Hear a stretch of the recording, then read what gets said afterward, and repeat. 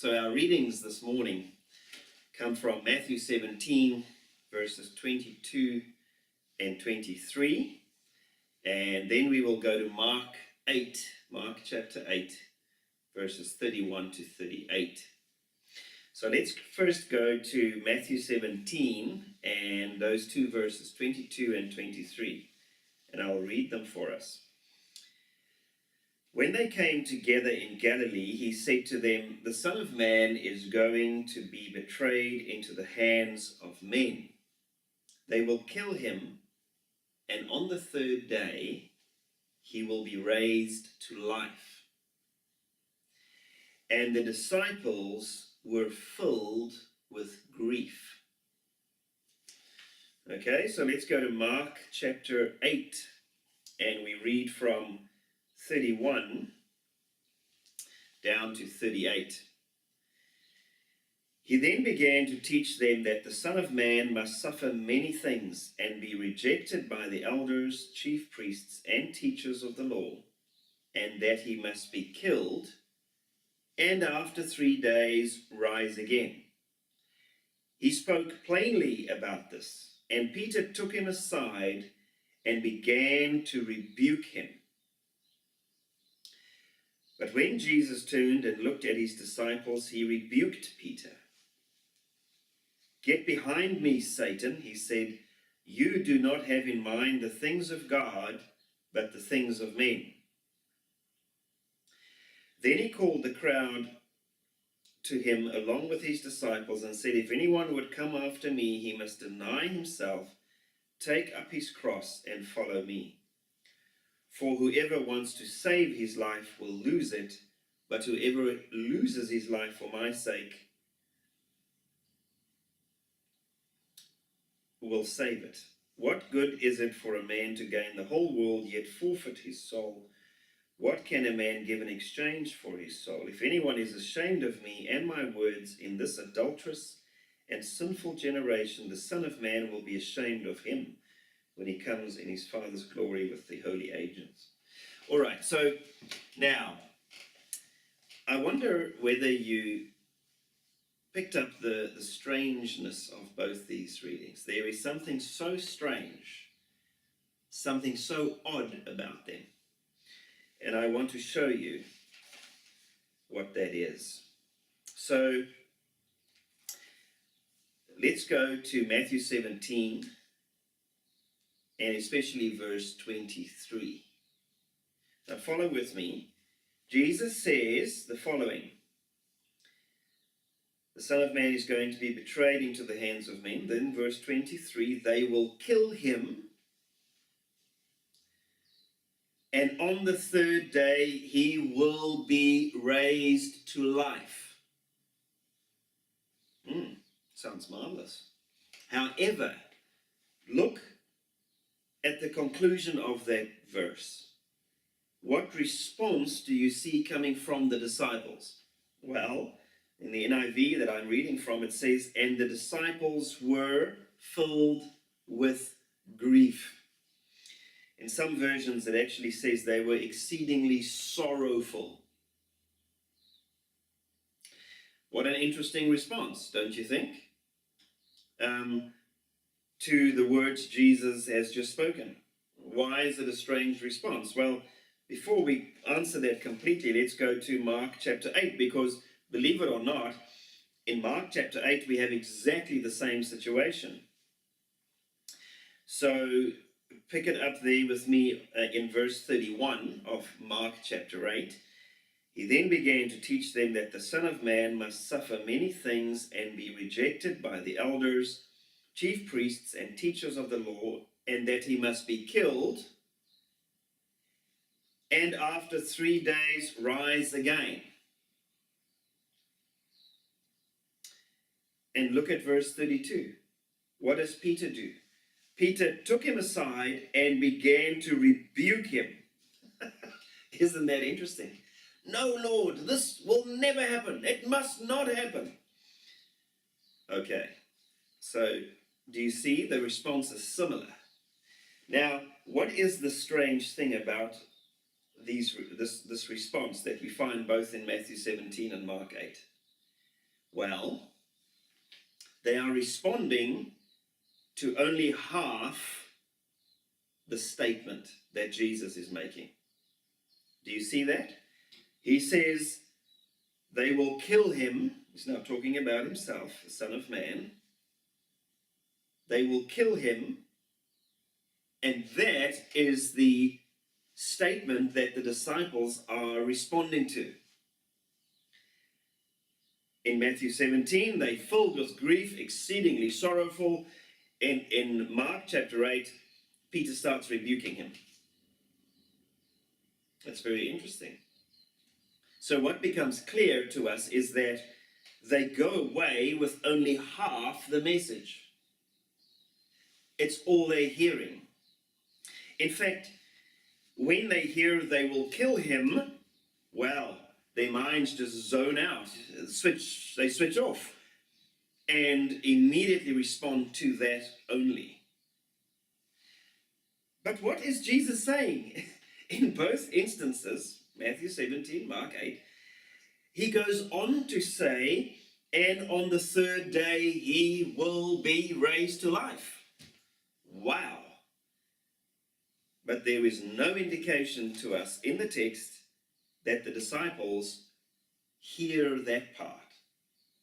It's very clear from the text that they do not hear that part at all. So, now how does this relate to our lives? And perhaps I can give you a bit of personal testimony of my experience, because the message that I've always brought has a lot to do with this. It's a message which, well, really the essence of the gospel, that in order for the life of Christ to be made manifest in us, we have to die. So it's the death of the self, the death of the ego. That's actually the Greek word, E-G-O-O, where it says self. The ego has to die so that the Lord Jesus can have the space.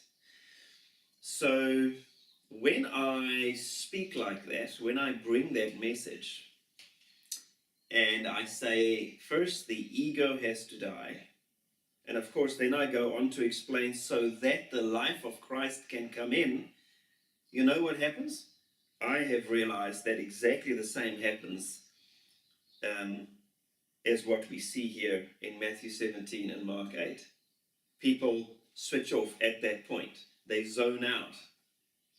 It's as if we are allergic. It's as if the self is literally allergic to that statement, that it has to die. And we respond this in the same way as the disciples. We say, well, in our subconscious, that is, we say, no, that must not happen. And we actually go away, and I've heard many people say this. Many. They say, oh, yes, that Werner guy, he brings a message of death. Yes, that's right. And I go, are you crazy?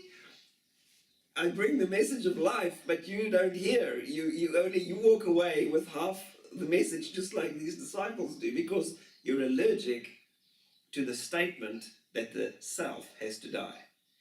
And look, I include myself in that. This is how we are as human beings. We are wired to remain alive at all costs. The instinct to survive, the instinct of the self to survive is tremendous. And so when it hears that, it shuts down and it zones out. Now, it's interesting if we take this a little bit deeper.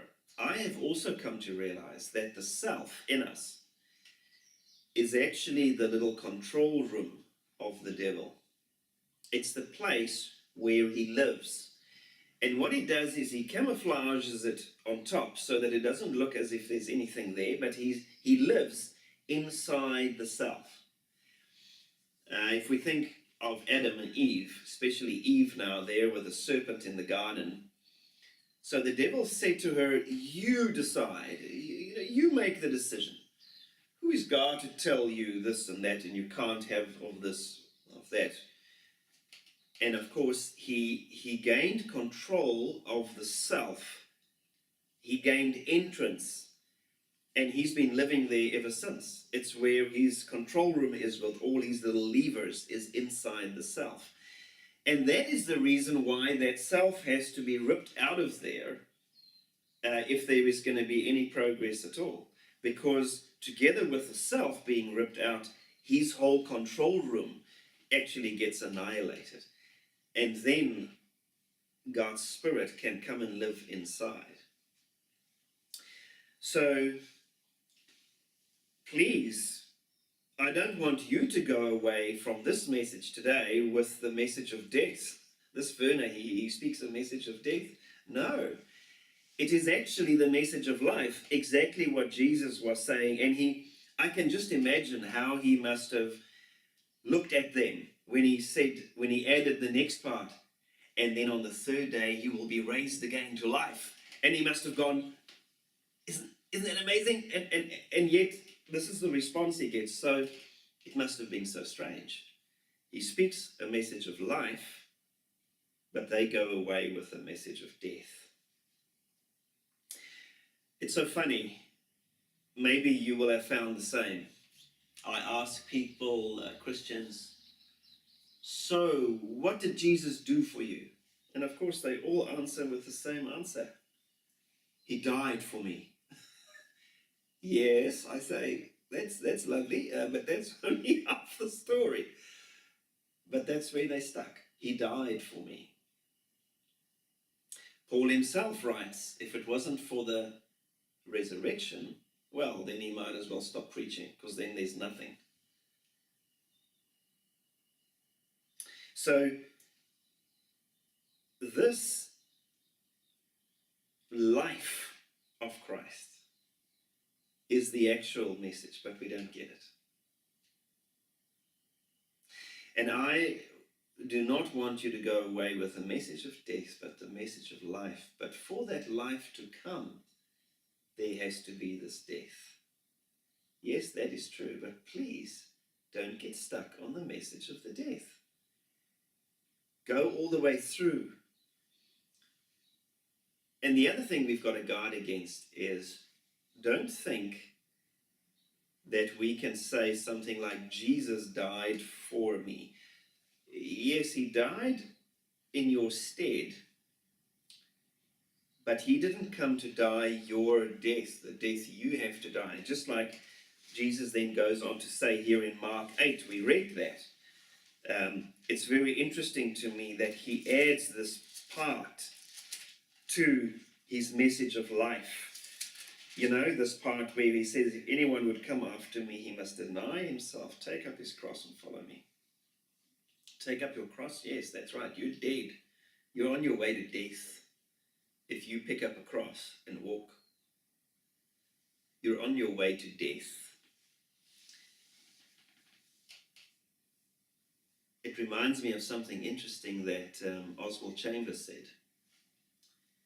He said, Jesus came to die for you, yes, but he did not come to die your death. That still remains. I want to read, just to close, I want to read a wonderful quote by C.S. Lewis, and this is found in Mere Christianity. It's a quote from there, and I'll read it. He says, the terrible thing, the almost impossible thing, is to hand over your whole self to Christ. Christ says, give me all. I don't want so much of your time and so much of your money and so much of your work. I want you. I have not come to torment your natural self, but to kill it. No half measures are any good. I don't want to cut off a branch here and a branch there. I want to have the whole tree down.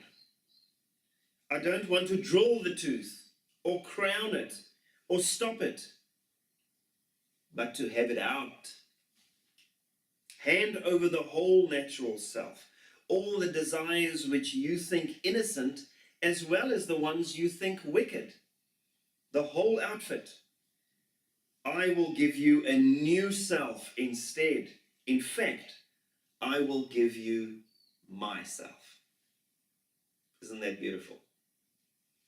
And I pray today that you too will not go away with the message of death. That is just a necessity for life to come in. Amen.